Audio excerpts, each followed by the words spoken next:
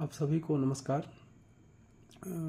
आज बात करेंगे जयशंकर प्रसाद की कहानियों की, कविताओं की नहीं, कहानियों की।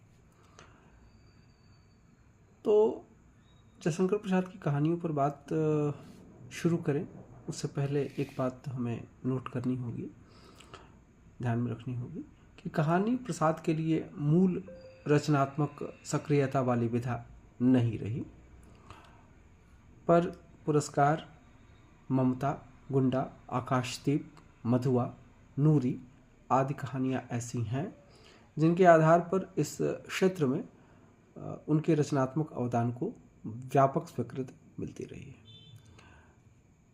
यह भी हमें ध्यान में रखना होगा कि प्रसाद और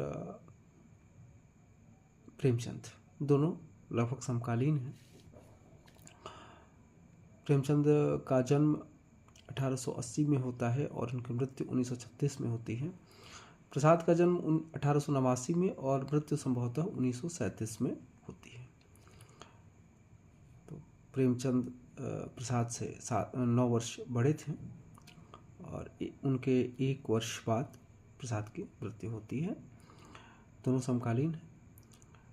एक तरफ प्रेमचंद की भाषाई शैली है और दूसरी तरफ प्रसाद की भाषाई शैली है।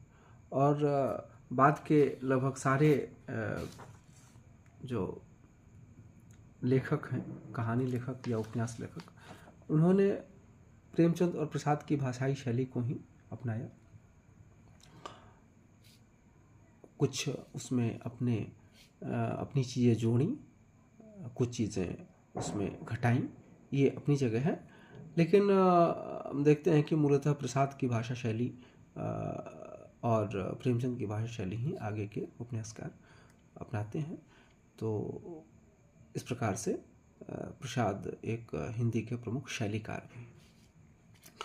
जयशंकर प्रसाद का प्रथम कहानी संग्रह छाया है, द्वितीय काव्य संग्रह प्रतिध्वनि है, आंधी, आकाशदीप उनके अन्य कहानी संग्रह हैं और अंतिम कहानी संग्रह इंद्रजाल है।